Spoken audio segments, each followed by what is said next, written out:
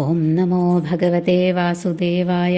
ഓം നമോ ഭഗവതേ വാസുദേവായ. ഓം നമോ ഭഗവതേ വാസുദേവായ. ഗുരുർബ്രഹ്മാ ഗുരുർവിഷ്ണു ഗുരുർദേവോ മഹേശ്വര. ഗുരു സാക്ഷാത് പരബ്രഹ്മ തസ്മൈ ശ്രീ ഗുരവേ നമഃ. പീതാംബരം കരവിരാജിത ശംഖചക്രകൗമോദഗീ സരസിജം കരുണാസമുദ്രം രാധാസഹായമതിസുന്ദരമന്ദഹാസം വാതാലയേശമനിശം ഹൃദി ഭാവയാമി. ശ്രീകൃഷ്ണായ നമഃ. അമ്മേ ശരണം. അഥ പഞ്ചമോധ്യായ. ഋഷഭ ഉവാച. നായം ദേഹോ ദേഹഭാജാം നൃലോകേ കഷ്ടാൻ കാമാൻ അർഹതേ വിഡ്ഭുജാം യേ തപോ ദിവ്യം പുത്രകായേന സത്വം ശുദ്ധേദ്യസ്മാത് ബ്രഹ്മസൗഖ്യം ത്വനന്ദം. മഹൽസേവാം ദ്വാരമാഹുർവിമുക്തേ സ്തമോദ്വാരം യോഷിതാം സംഗിസംഗം. മഹാന്തസ്തേ സമചിത്താ പ്രശാന്താ വിമന്യവ സുഹൃദസാധവോ യേ വാമയീശേ ഹൃദസൗഹൃദാർത്ഥാ ജനേഷു ദേഹം ഭരവാർത്തികേഷു ഗൃഹേഷു ജായാത്മജരാതിമത്സോ ന പ്രീതിയുക്തായാവദർത്ഥാശ്ച ലോകേ. നൂനം പ്രമത്ത കുരുദേവി കർമ്മ യദിന്ദ്രിയപ്രീതയ ആവൃണോതി ന സാധുമന്യേ യദ ആത്മനോയമസന്നഭിക്ലേശദ ആസദേഹ. പരാഭവസ്താവദബോധജാതോ യാവന്ന ജിജ്ഞാസദ ആത്മതത്വം യാവത് ക്രിയാസ്താവദിദം മനോ വൈ കർമാത്മകം യേന ശരീരബന്ധ. ഏവം മനഃ കർമ്മവശം പ്രയുക്തേ അവിദ്യയാത്മന്യുപധീയമാനേ പ്രീതിർന യാവന്മയി വാസുദേവേ നമുച്യതേ ദേഹയോഗേന താവത്. യദാ ന പശ്യത്യയഥാ ഗുണേഹാം സ്വാർത്ഥേ പ്രമത്തഃ സഹസാ വിപശ്ചിൽ ഗതസ്മൃതിർവിന്ദതി തത്ര താപാനാസാദ്യമൈഥുന്യമകാരമജ്ഞ. പുംസസ്ത്രിയാ മിഥുനീ ഭാവമേതം തയോർമിഥോ ഹൃദയഗ്രന്ഥിമാഹു അദോ ഗൃഹക്ഷേത്രസുതാപ്തവിത്തേർ ജനസ്യ മോഹോയമഹം മമേതി. യദാ മനോ ഹൃദയഗ്രന്ഥിരസ്യ കർമാനുബദ്ധോ ദൃഢാശ്ലഥേദ തദാ ജനഃസംപരിവർത്തതേ സ്മാത് മുക്തഃപരം യാത്യതിഹായ ഹേതും. ഹംസേ ഗുരൗ മയി ഭക്ത്യാനുവൃത്യാ വിതൃഷ്ണയാ ദ്വന്ദ്വതിദിക്ഷയാ ച സർവത്ര ജന്തോർവ്യസനാവഗത്യാ ജിജ്ഞാസയാ തപസേഹാനിവൃത്യാ. മത്കർമ്മഭിർമത്കഥയാ ച നിത്യം മദ്ദേവ സംഗാത് ഗുണകീർത്തനാന്മേ നിർവൈരസാമ്യോപശമേന പുത്ര ജിഹാസയാ ദേഹഗേഹാത്മബുദ്ധേ. അധ്യാത്മയോഗേന വിവിക്തസേവയാ പ്രാണേന്ദ്രിയാത്മാഭിജയേന സധ്ര്യക് സശ്രദ്ധയാ ബ്രഹ്മചര്യേണ ശശ്വത് അസംഭ്രമാദേന യമേന വാചാം.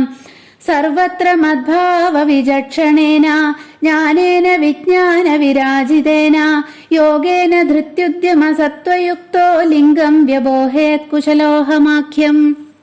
കർമാശയം ഹൃദയഗ്രന്ഥിബന്ധാമവിദ്യയാ സാധിതമപ്രമത്ത അനേന യോഗേന യഥോപദേശം സമ്യക് വ്യബോഹ്യോ പരമേധയോഗാത്. പുത്രാംശ്ച ശിഷ്യാംശ്ച നൃപോ ഗുരുർവാമല്ലോകകാമോ മദനുഗ്രഹാർത്ഥ. ഇത്തം വിമന്യുരനുശിഷ്യാദതജ്ഞാൻ ന യോജയേൽ കർമ്മസു കർമ്മമൂഢാൻ കം യോജയൻ മനുജോർത്ഥം ലഭേദ നിപാതയന്നഷ്ടദൃശം ഹി ഗർത്തേ. ലോകസ്വയം ശ്രേയസി നഷ്ടദൃഷ്ടിര്യോർത്ഥാൻ സമീഹേദ നികാമകാമ അന്യോന്യവൈര സുഖലേശഹേതോരനന്ദ ദുഃഖം ച ന വേദമൂഢ. കസ്തം സ്വയം തദഭിജ്ഞോ വിപശ്ചിൽ അവിദ്യായാമന്തരേ വർത്തമാനം ദൃഷ്ട്വാ പുനസ്തം സഘൃണക്കു ബുദ്ധിം പ്രയോജയേതുത്പഥകം യഥാന്തം. ഗുരുർന സസ്യാൽ സ്വജനോ ന സസ്യാൽ പിതാ ന സസ്യാൽ ജനനീ ന സാസ്യാൽ ദൈവം ന തൽസ്യാൽ ന പതിശ്ച സസ്യാൽ ന മോചയേദ്യ സമുപേദ മൃത്യും. ഇദം ശരീരം മമ ദുർവിഭാവ്യം സത്വം ഹി മേ ഹൃദയം യത്ര ധർമ്മ പൃഷ്ഠേ കൃതോ മേ യദധർമ്മ ആരാത് അദോ ഹി മാം ഋഷഭം പ്രാഹുരാര്യ. തസ്മാൽഭവന്തോ ഹൃദയേന ജാതാ സർവേ മഹീയാം സമമും സനാഭം അക്ലിഷ്ടബുദ്ധ്യാ ഭരതം ഭജധ്വം ശുശ്രൂഷണം തൽഭരണം പ്രജാനാം ഭൂതേഷു വീരുഭ്യ ഉദുത്തമായേ സരീസൃപാസ്തേഷു സബോധനിഷ്ഠാ തതോ മനുഷ്യാ പ്രമഥാസ്തതോപി ഗന്ധർവസിദ്ധാ വിബുധാനുഗായേ ദേവാസുരേഭ്യോ മഘവത്പ്രധാനാ ദക്ഷാദയോ ബ്രഹ്മസുതാസ്തു തേഷാം ഭവപരസോധ വിരിഞ്ച വീര്യ സമത്പരോഹം ദ്വിജദേവദേവ ന ബ്രാഹ്മണേ സ്തുലയേ ഭൂതമന്യത് പശ്യാമി വിപ്രാ കിമതഃ പരം ത്വം യസ്മിൻ നൃഭിപ്രഹുതം ശ്രദ്ധയാഹമശ്നാമി കാമം ന തഥാഗ്നിഹോത്രേ ധൃതാ തനൂരുഷതി മേ പുരാണി യേനേഹ സത്വം പരമം പവിത്രം ശമോദമ സത്യമനുഗ്രഹശ്ചാതപസ്ഥിതിക്ഷാനുഭവശ്ച യത്ര മത്തോപ്യനന്ദാത് പരതഃ പരസ്മാത് സ്വർഗാപവർഗാധിപതേർന കിഞ്ചിൽ യേഷാം കിമു സ്യാദിതരേണ തേഷാമകിഞ്ചനാനാം മയി ഭക്തിഭാജാം സർവാണി മധ്യിഷ്ണ്യതയാ ഭവദ്ഭിശ്ചരാണി ഭൂതാനി സുധാധ്രുവാണി സംഭാവിതവ്യാനി പദേ പദേവോ വിവിക്തദൃഗ്ഭിസ്തദുഹാർഹണം മേ മനോവജോ ദൃക്കരണേ हि तस्य സാക്ഷാത്കൃതം മേ പരിബർഹണം ഹി വിനാ പുമാന്യേന മഹാവിമോഹാത് കൃതാന്തപാശാന്ന വിമോക്തുമീശേത്.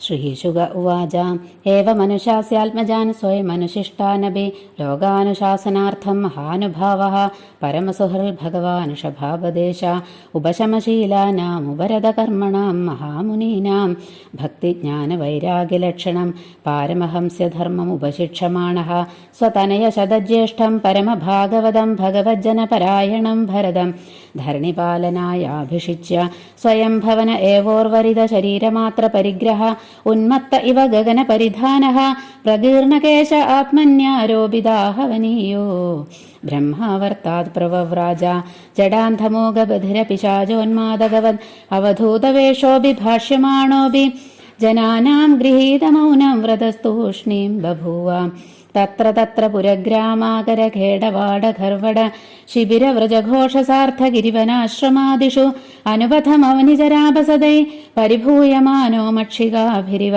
വനഗജസ്തർജന താടനാവമേഹനഷ്ടീവനഗ്രാവ ശഗൃദ്രജ പ്രക്ഷേപപൂതിവാദദുരുക്തൈ സ്തദവിഗണയന്നേവാ അസൽസംസ്ഥാന ഏതസ്മിൻ ദേഹോപലക്ഷണേ സദപദേശ ഉഭയാനുഭവസ്വരൂപേണ സ്വമഹിമാവസ്ഥാനേന സമാരോപിതാഹം മമാഭിമാനത്വാദ് അവിഖണ്ഡിതമനാഃ പൃഥിവീമേഘചര പരിവഭ്രാമ അതിസുകുമാരകരചരണോരസ്ഥല വിപുലബാഹ്വം സകളവദനാദി അവയവവിന്യാസഃ പ്രകൃതിസുന്ദര സ്വഭാവഃ സസുമുഖോ നവനളിനദളായമാന ശിശിരതാരാരുണായത നയനരുചിര സദൃശസുഭഗ കപോലകർണകണ്ഠനാസോ വിഗൂഢസ്മിതവദനമഹോത്സവേന പുരവനിതാനാം മനസി കുസുമശരാസനമുപദധാന പരാഗവലംബമാന കുടിലജടില കപിശകേശഭൂരിഭാരോവധൂത മലിന നിജശരീരേണ ഗ്രഹഗൃഹീത ഇവ ദൃശ്യതാം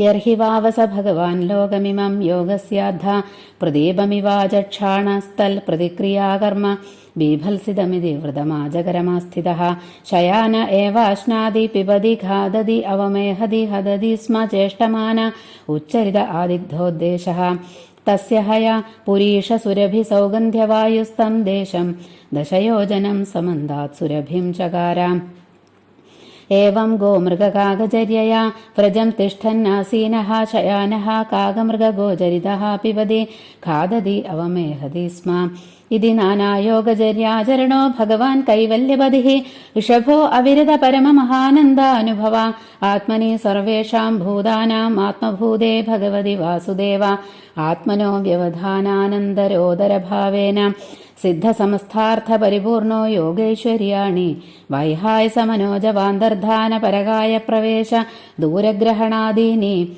യദൃച്ഛയോപഗതാനി നാഞ്ജസാ നൃപാഹൃദയേനാഭ്യനന്ദത്. ഇതി ശ്രീമദ്ഭാഗവതേ മഹാപുരാണേ പാരമഹംസ്യാം സംഹിതായാം പഞ്ചമസ്കന്ധേ ഋഷഭദേവാനുചരിതേ പഞ്ചമോऽധ്യായ. സർവത്ര ഗോവിന്ദനാമസങ്കീർത്തനം. ഗോവിന്ദ ഗോവിന്ദ. ഓം നമോ ഭഗവതേ വാസുദേവായ. ഗുരുർബ്രഹ്മാ ഗുരുർവിഷ്ണു ഗുരുർദേവോ മഹേശ്വര.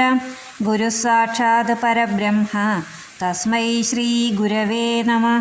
പീതാംബരം കരവിരാജിതശംഖചക്രകൗമോദഗീ സരസിജം കരുണാസമുദ്രം രാധാസഹായമതിസുന്ദരമന്ദഹാസം വാതാലയേശമനിശം ഹൃദി ഭാവയാമി. ശ്രീ ഗുരുവായൂരപ്പാ ശരണം. പഞ്ചമസ്കന്ധം 5-ാമത്തെ അധ്യായം. കഴിഞ്ഞ അധ്യായത്തിൽ ഋഷഭദേവൻ്റെ അലൗകികമായ ചരിതമാണ് നമ്മൾ കേട്ടത്. ഈ അധ്യായത്തിൽ ബ്രഹ്മാവർത്തത്തിൽ സ്വപുത്രന്മാർക്ക് ഋഷഭദേവൻ നൽകുന്ന ജ്ഞാനോപദേശവും ഋഷഭദേവൻ തന്നെത്താൻ അവധൂതനായി തീരുന്നതുമൊക്കെയാണ് വർണ്ണിക്കുന്നത്. ഋഷഭ ഉവാച നായം ദേഹോ ദേഹഭാജാം നൃലോകേ കഷ്ടാൻ കാമാനർഹതേ വിഡ്ഭുജാം യേ തപോ ദിവ്യം പുത്രകായേന സത്വം ശുദ്ധ്യേതി യസ്മാത് ബ്രഹ്മസൗഖ്യം ത്വനന്തം. ഋഷഭദേവൻ പുത്രന്മാരോട് പറയാണ്, ഹേ പ്രിയപ്പെട്ട പുത്രന്മാരെ, ഈ മനുഷ്യലോകത്തിൽ ദേഹം ധരിച്ചവരിൽ വെച്ച് ഈ മനുഷ്യ ശരീരം ആർക്കാണോ സിദ്ധിച്ചിരിക്കുന്നത് അവർ സൂകരാദി ക്ഷുദ്രജന്തുക്കൾക്ക് കൂടി അനുഭവിക്കുന്ന തുച്ഛങ്ങളും ക്ലേശങ്ങളെ വർദ്ധിപ്പിക്കുന്നതുമായ വിഷയസുഖങ്ങളെ അനുഭവിപ്പാൻ ഉള്ളവരല്ല. അങ്ങനെ പാഴാക്കി കളയാനുള്ളതല്ല ഈ അതീവ ദുർലഭമായിരിക്കുന്ന മനുഷ്യജന്മം. മനുഷ്യ ശരീരം ഉത്കൃഷ്ടമായ തപസ് ചെയ്യാനുള്ളതാണ്. അതുവഴി അന്ധകരണം പരിശുദ്ധമാകും. അപ്പോൾ അനന്തമായ ബ്രഹ്മാനന്ദം അനുഭവപ്പെടും. ഇനി പറയുന്നു, മഹാന്മാരെ സേവിക്കുക എന്നതാണ് മോക്ഷമടയുവാനുള്ള മാർഗം. സ്ത്രീജനങ്ങളെ ആശ്രയിച്ചിരിക്കുന്ന ജനങ്ങളോടുള്ള സംസർഗം ഉപരിയുപരി സംസാരത്തിൽ പ്രവേശിക്കുവാനുള്ള കാരണം ആകുന്നു. സുഖദുഃഖങ്ങൾക്ക് കീഴ്പ്പെടാതെ ശാന്തചിത്തരായി കാമക്രോധമുക്തരായി സർവഭൂത സുഹൃത്തുക്കളായി സദ്ധർമ്മനിഷ്ഠരായി ഇരിക്കുന്നവർ ആരാണോ അവരാണ് മഹാന്മാർ. കൂടാതെ ദേഹാദികളെ ഭരിപ്പാനുപകരിക്കുന്ന ധനം മാത്രം ആർജിച്ചും ഭാര്യ, പുത്രൻ, ധനം എന്നിവയടങ്ങിയ ഗൃഹങ്ങളിൽ പ്രീതിയില്ലാത്തവരും ഭഗവാനെ ഭജിക്കുന്നതിനാവശ്യമായ ശരീരം നിർവഹിപ്പാൻ എത്രത്തോളം ആവശ്യമുണ്ടോ അത്രത്തോളം ആവശ്യത്തെ മാത്രം ലോകത്തിൽ നിന്ന് കാക്ഷിക്കുന്നവരും സർവേശ്വരനായ എന്നിൽ പരമപ്രേമം പുലർത്തുന്നവരും ആയ സജ്ജനങ്ങളാണ് മഹാന്മാർ എന്നിങ്ങനെ അദ്ദേഹം പുത്രന്മാരോട് പറയുന്നു. അദ്ദേഹം പറയുന്നു, ഇന്ദ്രിയങ്ങളെ പ്രീതിപ്പെടുത്താൻ പുറപ്പെടുമ്പോൾ ധർമാധർമ്മ വിചാരശക്തി കുറയുന്നു. ഇതിനെയാണ് പ്രമാദം എന്ന് പറയപ്പെടുന്നത്. പ്രമാദ നിമിത്തം പാപകർമ്മം ചെയ്യാനിടവരും. ഇങ്ങനെയുള്ള പാപകർമ്മ ഫലമായിട്ടാണ് ദുഃഖപ്രദവും ദോഷപൂരിതവുമായ ഈ ജന്മം വേണ്ടി വന്നിട്ടുള്ളത്. അതുകൊണ്ട് തന്നെ ഇന്ദ്രിയ പ്രീണനം നല്ലതാണെന്ന് ഞാൻ കരുതുന്നില്ല. ആത്മതത്വത്തെ അറിവാൻ ആഗ്രഹിക്കാതിരിക്കുന്നിടത്തോളം കാലം ദേഹത്തിൽ അഭിമാനവും അതുനിമിത്തം ആത്മതിരസ്കാരവും സംഭവിക്കും. അപ്പോൾ കർമ്മങ്ങളിൽ അതിശ്രദ്ധ ഉണ്ടാകും. കർമ്മങ്ങൾ ഉള്ള കാലത്തോളം വാസന നിലനിൽക്കും. വാസന നിമിത്തം പിന്നെയും ആത്മാവിന് ദേഹസംബന്ധം വേണ്ടിവരുന്നു. അജ്ഞാന നിമിത്തം ആത്മാവ് മറയ്ക്കപ്പെട്ടിരിക്കുമ്പോൾ മനസ്സ് മനുഷ്യനെ കർമ്മത്തിൽ കൊടുക്കുന്നു. സർവഭൂത അന്തർവർത്തിയായ എന്നിൽ ഭക്തി ജനിക്കുന്നതുവരെ പുരുഷന് സംസാരബന്ധത്തിൽ ജനിക്കുകയും മരിക്കുകയും ചെയ്യേണ്ടതായി വരുന്നു. ഇന്ദ്രിയ വ്യാപാരങ്ങൾ അനർത്ഥഹേതുക്കളാണെന്ന് അറിയാത്തവൻ തനിക്ക് ശ്രേയസ്കരമായിട്ടുള്ളതെന്തെന്ന് അറിയുന്നില്ല. അവൻ ആത്മാവിനെ വിസ്മരിക്കുന്നു. അജ്ഞനായ അവൻ സ്ത്രീ സുഖപ്രധാനമായിരിക്കുന്ന ഗൃഹത്തിൽ ചെന്ന് ചാടി അനന്ത ദുഃഖങ്ങൾ അനുഭവിക്കുന്നു. സ്ത്രീ പുരുഷന്മാരുടെ അന്യോന്യ യോജിപ്പിനെ അവരുടെ അന്യോന്യ ഹൃദയഗ്രന്ഥിയായിട്ട് പറയുന്നു. സ്വശരീരത്തിലുള്ള അഭിമാനം നിമിത്തം അനുഭവിക്കുന്ന ക്ലേശരൂപമായ ഹൃദയഗ്രന്ഥിയെ തന്നെ ഭേദിപ്പാൻ കഴിയാതിരിക്കെ പുരുഷൻ അന്യയായ സ്ത്രീയെയും സ്ത്രീ പുരുഷനെയും എൻ്റേതെന്നും ഞാനെന്നും കൂടി അഭിമാനിക്കുന്നതുകൊണ്ട് ഗൃഹം, കൃഷി, പുത്രന്മാർ, ബന്ധുക്കൾ, ഗൃഹോപകരണങ്ങൾ എന്നിവയിൽ കൂടി ഞാനെന്നും എൻ്റേതെന്നുമുള്ള മിഥ്യാഭിമാനം ഉണ്ടാകുന്നു. ഇനി ഇങ്ങനെയുള്ള മിഥ്യാഭിമാനത്തിൽ നിന്ന് എപ്പോഴാണ് നിവൃത്തി കിട്ടുക എന്ന് പറയുകയാണ്. കർമ്മവാസനാജനിതമായ ഹൃദയഗ്രന്ഥി ശിഥിലമാവുമ്പോൾ ഈ മിഥ്യാഭിമാനത്തിൽ നിന്നും മുക്തനായി പരമപദം പ്രാപിക്കുന്നു. അഹന്ത നിമിത്തമാണ് മമത ഉണ്ടാവുന്നത്. അഹന്തയുടെ നാശത്തിൽ മമതയും നശിക്കും. ഇത് രണ്ടും കൂടിയതാണ് ഹൃദയഗ്രന്ഥി. അതിനാൽ ആദ്യമായിട്ട് അഹങ്കാരത്തെ ഉപേക്ഷിക്കാൻ പരിശ്രമിക്കണം. അതിന് ശക്തി സിദ്ധിക്കുമ്പോൾ ജീവൻ മുക്തനായിട്ട് പരമപദത്തെ പ്രാപിക്കാൻ സാധിക്കും. ഇനി ഈ അഹന്തയെ എങ്ങനെ ജയിക്കാമെന്ന് പറയുന്നു. ആത്മജ്ഞനായ ഗുരുവിലും എന്നിലും ഭക്തി ശുശ്രൂഷകൾ കൊണ്ടും വിഷയങ്ങളിൽ ആഗ്രഹമില്ലാതെയും ദ്വന്ദ്വ തിദിക്ഷ കൊണ്ടും ജീവികൾക്ക് സർവത്ര സന്താപമേ ഉള്ളൂ എന്ന അറിവുകൊണ്ടും ആത്മജിജ്ഞാസ കൊണ്ടും ആശാപരിത്യാഗം കൊണ്ടും തപസ് കൊണ്ടും അഹങ്കാരത്തെ ജയിക്കാം. കൂടാതെ എൻ്റെ പ്രസാദത്തിനായിട്ട് കർമ്മങ്ങൾ സമർപ്പിക്കുക, എൻ്റെ കഥകൾ കേൾക്കുക, ഭക്തസംസർഗം, എൻ്റെ ഗുണങ്ങളുടെ കീർത്തനം, നിർവൈരഭാവം, സമദർശനം, ചിത്തശാന്തി, ദേഹഗേഹാഭിമാനത്യാഗം എന്നിവ കൊണ്ടും അഹന്താമമതകളെ ജയിക്കാം. മാത്രമല്ല ആത്മതത്വത്തെ വിവരിക്കുന്ന ശാസ്ത്രങ്ങളെ അഭ്യസിക്കുക, ഏകാന്തത്തിൽ വസിക്കുക, പ്രാണായാമങ്ങൾ കൊണ്ട് പ്രാണനെയും പ്രത്യാഹാരങ്ങൾ കൊണ്ട് ഇന്ദ്രിയങ്ങളെയും ധാരണ കൊണ്ട് മനസ്സിനെയും മൗനം കൊണ്ട് വാക്കിനെയും വേണ്ട വിധം ജയിക്കുക, ഗുരുവാക്യ വിശ്വാസം, ബ്രഹ്മചര്യം, കർത്തവ്യത്തെ ഉപേക്ഷിക്കാതിരിക്കൽ എന്നിവയാലും അഹങ്കാരത്തെ ജയിക്കാം. ദേഹേന്ദ്രിയാദികളിൽ ഞാനെന്നും എൻ്റേതെന്നും തോന്നിയിരുന്ന അജ്ഞാന നിമിത്തം വന്നു ചേർന്നതും കർമ്മവാസനകൾ അടങ്ങിയിരിക്കുന്നതുമായ ലിംഗശരീരരൂപമായ സംസാരബന്ധത്തെ മുമ്പ് പറഞ്ഞ സാധനാഭ്യാസ രൂപമായ ഉപായത്തെ അംഗീകരിച്ചിട്ട് രണ്ടാമത് ഉണ്ടാകാത്ത വിധം നശിപ്പിച്ചതിന് ശേഷം അഭ്യാസത്തിൽ നിന്ന് വിരമിക്കണം. അദ്ദേഹം പറയുന്നു, എൻ്റെ അനുഗ്രഹം ആഗ്രഹിക്കുന്നവൻ കർമ്മങ്ങളിലാസക്തനായ പുത്രനെയോ ശിഷ്യനെയോ ഈ യോഗം പഠിപ്പിക്കണം. അല്ലാതെ വീണ്ടും കർമ്മത്തിൽ പ്രേരിപ്പിക്കരുത്. കുരുടനെ വഴിയിൽ തള്ളിയിട്ടതുകൊണ്ട് ആർക്കെന്തെങ്കിലും പ്രയോജനമുണ്ടോ? കാമാസക്തനായിട്ട് വിഷയങ്ങളെ തേടുന്ന മനുഷ്യൻ തനിക്ക് വാസ്തവത്തിൽ ശ്രേയസ്കരമായതെന്തെന്ന് കാണുന്നില്ല.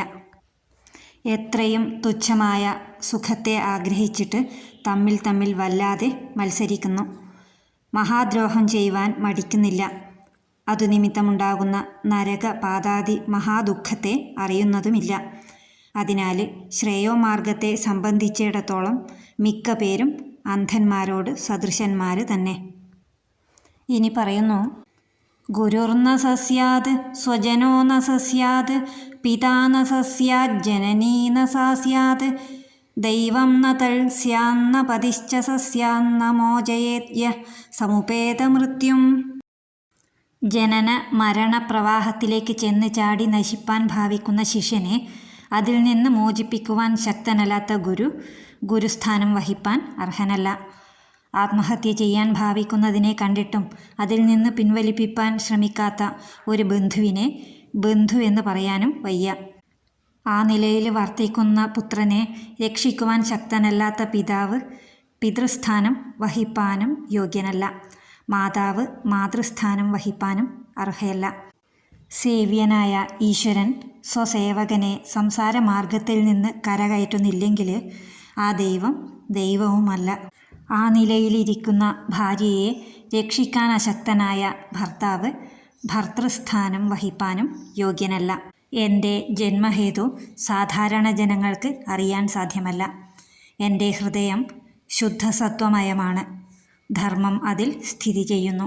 അധർമ്മത്തെ ഞാൻ ദൂരെയാക്കിയിരിക്കുന്നു. അതിനാൽ സജ്ജനങ്ങൾ എന്നെ ഋഷഭനെന്ന് വിളിക്കുന്നു. അല്ലയോ പുത്രന്മാരെ, നിങ്ങളേവരും എൻ്റെ ഹൃദയത്തിൽ നിന്നും ഉത്ഭവിച്ചിട്ടുള്ളവരാണ്. നിങ്ങളേവരും സർവാത്മന ജ്യേഷ്ഠനും ശ്രേഷ്ഠനുമായ ഈ ഭരതനെ സേവിക്കുവിൻ. ആയത് എനിക്ക് ചെയ്യുന്ന ശുശ്രൂഷണവും പ്രജകളുടെ പാലനവും ആയിരിക്കും. ലോകത്തിലുള്ള സർവഭൂതങ്ങളിലും വെച്ച് വൃക്ഷവർഗങ്ങൾ ശ്രേഷ്ഠങ്ങളാണ്. ഇഴഞ്ഞു സഞ്ചരിക്കുന്ന സർപ്പാദികൾ വൃക്ഷവർഗങ്ങളെക്കാൾ ശ്രേഷ്ഠം. ബോധത്തോടു കൂടിയ പശുവാദികൾ ഇഴജന്തുക്കളേക്കാൾ ശ്രേഷ്ഠങ്ങൾ. അവയേക്കാൾ ശ്രേഷ്ഠന്മാർ മനുഷ്യർ, അവരേക്കാൾ ശ്രേഷ്ഠങ്ങൾ ഭൂതപ്രേതാദികൾ, അവരേക്കാൾ ശ്രേഷ്ഠന്മാർ ദേവവർഗത്തിലുൾപ്പെടുന്ന ഗന്ധർവന്മാർ, സിദ്ധന്മാർ മുതലായവർ. ഗന്ധർവാദികളേക്കാൾ ശ്രേഷ്ഠന്മാർ അസുരന്മാർ, അസുരന്മാരേക്കാൾ ശ്രേഷ്ഠം ദേവന്മാർ. അവരിൽ വെച്ച് ബ്രഹ്മപുത്രന്മാരായ ദക്ഷാദികൾ ശ്രേഷ്ഠന്മാർ. ദക്ഷാദികളേക്കാൾ ശ്രേഷ്ഠൻ പരമശിവൻ. അദ്ദേഹം ബ്രഹ്മവീര്യജാതനാകയാൽ ബ്രഹ്മാവ് പരമശിവനേക്കാൾ ശ്രേഷ്ഠൻ. ബ്രഹ്മാവാകട്ടെ വിഷ്ണുവായ എന്നെ ആശ്രയിച്ചിരിക്കുന്നതിനാൽ ഞാൻ ബ്രഹ്മാവിനേക്കാൾ ശ്രേഷ്ഠൻ. എന്നാൽ ഞാനോ ബ്രാഹ്മണരിൽ വെച്ച് പൂജ്യന്മാരായവരെ പൂജിക്കുന്നവൻ. അതിനാൽ ബ്രാഹ്മണർ എന്നേക്കാൾ ശ്രേഷ്ഠന്മാർ. ബ്രാഹ്മണർക്ക് സമമായിട്ട് ഞാനൊന്നും കാണുന്നില്ല. അവർക്ക് സമർപ്പിക്കുന്നതെല്ലാം ഞാൻ സസന്തോഷം സ്വീകരിക്കുന്നു. അഗ്നിയിൽ ചെയ്യുന്ന ആഹൂതി കൊണ്ട് എനിക്കത്രയും പ്രീതി ഉണ്ടാകുന്നില്ല. എൻ്റെ വേദമൂർത്തി ധരിക്കുന്നത് അവരാകുന്നു. അവർ പരമവും പവിത്രവുമായ സത്വഗുണമുള്ളവരാണ്. ശമം, ദമം, സത്യം, തപസ്, തിതിക്ഷ, മൈത്രി, ആത്മജ്ഞാനം എന്നിവ ബ്രാഹ്മണ ഗുണങ്ങളാകുന്നു. ഭുക്തിമുക്തിപ്രദനും സർവേശ്വരനുമായ എന്നിൽ നിന്ന് പോലും അവരൊന്നും കാക്ഷിക്കുന്നില്ല. എന്നിൽ ഭക്തിയോടുകൂടിയവരും നിഷ്കിഞ്ചനന്മാരുമായ അവർക്ക് മറ്റുള്ളവരെ കൊണ്ട് യാതൊരു ആവശ്യവുമില്ല. അല്ലയോ പുത്രന്മാരെ, സർവചരാചരങ്ങളെയും എൻ്റെ മൂർത്തികളായി കണ്ട് ആരാധിക്കുവിൻ. മനസ്സ്, വാക്ക്, നേത്രം മുതലായ സകല ഇന്ദ്രിയങ്ങൾ കൊണ്ടും ചെയ്യുന്ന സകല വ്യാപാരങ്ങളുടെയും ഉത്തമഫലം എൻ്റെ ആരാധനമായിരിക്കണം. എൻ്റെ പ്രീതിക്കായിക്കൊണ്ട് സർവകർമ്മങ്ങളും ആചരിക്കണം. തന്നിമിത്തം സിദ്ധിക്കുന്ന എൻ്റെ പ്രസാദം കൊണ്ട് മാത്രമല്ലാതെ പുരുഷൻ ആത്മാവിനെ മായാമോഹത്തിൻ്റെ ഫലമായ ജനന രൂപബന്ധത്തിൽ നിന്ന് മോചിപ്പിക്കുവാൻ ശക്തനാകയില്ല. ശ്രീശുകമുനി പറയുകയാണ്, പുത്രന്മാർ സ്വതേ ജ്ഞാനസമ്പന്നരാണ് എന്നിരുന്നാലും ലോകശിക്ഷണത്തിനു വേണ്ടി അവരെ ഋഷഭദേവൻ ഈ വിധം ഉപദേശിച്ചു. പരമഭാഗവതനും ജ്യേഷ്ഠപുത്രനുമായ ഭരതനെ രാജാവായി വാഴിച്ചു. അതിനുശേഷം ഋഷഭദേവൻ സകലത്തെയും ഗൃഹത്തിൽ തന്നെ ഉപേക്ഷിച്ചു. അഗ്നിഹോത്രത്തിനായി ഉപയോഗിച്ച അഗ്നിയെ ആത്മാവിലും ആരോപിച്ചു. ശരീരമാത്ര പരിഗ്രഹനായിട്ട് പുറപ്പെട്ടു. ശരീരത്തിൽ അഭിമാനിക്കുന്നതായ മനസ്സിനെ ആത്മാവിൽ ഉറപ്പിച്ചതിനാൽ വസ്ത്രാച്ഛാദനം കൂടി ഉണ്ടായിരുന്നില്ല. തലമുടിയെ ഒതുക്കിക്കെട്ടുക മുതലായ ദേഹസംസ്കാരത്തിൽ കൂടി മനസ്സ് വ്യാപരിച്ചിരുന്നില്ല. കാണുന്ന ജനങ്ങൾക്ക് ഉന്മാദരോഗം പിടിപെട്ടിരിക്കുന്ന ഒരുവനോ എന്ന് തോന്നുവാൻ തക്കവിധം നഗ്നനായിട്ട് ബ്രഹ്മാവർത്തത്തിൽ നിന്ന് പുറപ്പെട്ടുപോയി. ആരെന്ത് ചോദിച്ചാലും ഒന്നും മിണ്ടാതെ മൗനിയായിട്ടിരുന്നു. കണ്ടാൽ ജഡനോ അന്ധനോ മൂകനോ ബധിരനോ എന്നൊക്കെ സംശയിക്കാം. ഉന്മാദമോ ഭൂതമോ ബാധിച്ചവനെ പോലെ അങ്ങനെ സഞ്ചരിച്ചു. നാട്ടിലും കാട്ടിലും മേട്ടിലും കറങ്ങി നടക്കുമ്പോൾ ദുഷ്ടജനങ്ങൾ പല പ്രകാരത്തിൽ അദ്ദേഹത്തെ ഉപദ്രവിച്ചു. കാട്ടാന ഈച്ചയെ എന്ന പോലെ അവയൊന്നും വകവയ്ക്കാതെ അദ്ദേഹം സഞ്ചാരം തുടർന്നു. അതിസുകുമാര ശരീരനായ ആ അവധൂതൻ പുരസ്ത്രീകളുടെ ഹൃദയത്തെ അപഹരിച്ചിരുന്നു. ഇങ്ങനെ സർവത്ര സഞ്ചരിച്ചതിൽ നിന്നും ദുർജനങ്ങൾ ഏൽപ്പിക്കുന്ന ഉപദ്രവങ്ങളിൽ നിന്നും ജ്ഞാനമൂർത്തിയായ ഋഷഭദേവൻ ഈ ലോകം യോഗചര്യയെ നിർവഹിക്കുന്നതിൽ സത്യമായിട്ടും വിരോധിയാണെന്നും അവർ ചെയ്യുന്ന ഉപദ്രവങ്ങൾക്ക് പകരം അവരിൽ ഉപദ്രവം ഏൽപ്പിക്കുന്നത് യോഗമഹിമയ്ക്ക് ഉചിതമല്ലെന്നും നിശ്ചയിച്ചതിനാൽ അജഗരവൃത്തിയെ അംഗീകരിച്ചു. ഇനി അജഗരവൃത്തി എന്താണെന്ന് പറയുന്നു. ഒരു സ്ഥാനത്തിൽ തന്നെ ശയിച്ചു. പ്രാരബ്ധാനുസരണം ആരാനും ഏതാനും കൊണ്ടുവന്ന് സമീപത്ത് വെച്ചാൽ അത് ആ നിലയിൽ കിടന്നു തന്നെ ഭക്ഷിക്കുകയോ പാനം ചെയ്യുകയോ കടിച്ചു തിന്നുകയോ ചെയ്യും. മലമൂത്രങ്ങളും ആ നിലയിൽ തന്നെ വിസർജിക്കും. അതിൽ തന്നെ കിടന്നുരുളും. ആ മലിന പദാർത്ഥങ്ങൾ ശരീരത്തിൽ 4 ഭാഗത്തും പറ്റിയിരിക്കും. ഈ മാതിരി യോഗചര്യയെ അജഗരവൃത്തിയെന്ന് പറയുന്നു. ഇനി പറയുന്നു, അദ്ദേഹത്തിൻ്റെ ദേഹത്തിൽ നിന്നും പുറപ്പെടുന്ന സൗരഭ്യം ചുറ്റും 10 യോജന ദൂരം സുരഭിലമാക്കി തീർത്തു. കാക്കയെപ്പോലെയും മാനിനെപ്പോലെയും പശുവിനെപ്പോലെയും തിന്നുകയും കുടിക്കുകയും വിസർജിക്കുകയും ചെയ്തു പോന്നു. ഏതേതു വിധമായാൽ ജനങ്ങൾ തന്നിൽ മനസ്സിരുത്തുകയില്ലയോ, യോഗത്തിന് വിഘ്നം വരികയില്ലയോ, ആ നിലയിലൊക്കെ അദ്ദേഹം കഴിച്ചുകൂട്ടി. സർവൈശ്വര്യ പരിപൂർണനും ആത്മാരാമനുമായ ഋഷഭദേവൻ ഇപ്രകാരം യോഗചര്യ ആചരിച്ചു വരുമ്പോൾ ആകാശഗമനം, പരകായ പ്രവേശം തുടങ്ങിയ പല യോഗസിദ്ധികളും അദ്ദേഹത്തിന് സിദ്ധിച്ചു. എങ്കിലും അവയെ ഒന്നും അദ്ദേഹം അഭിനന്ദിച്ചില്ല. ഇത്രയുമാണ് ഈ അധ്യായത്തിൽ പറഞ്ഞിരിക്കുന്നത്. സർവം ശ്രീകൃഷ്ണാർപ്പണമസ്തു. സർവത്ര ഗോവിന്ദനാമസങ്കീർത്തനം. ഗോവിന്ദ ഗോവിന്ദ.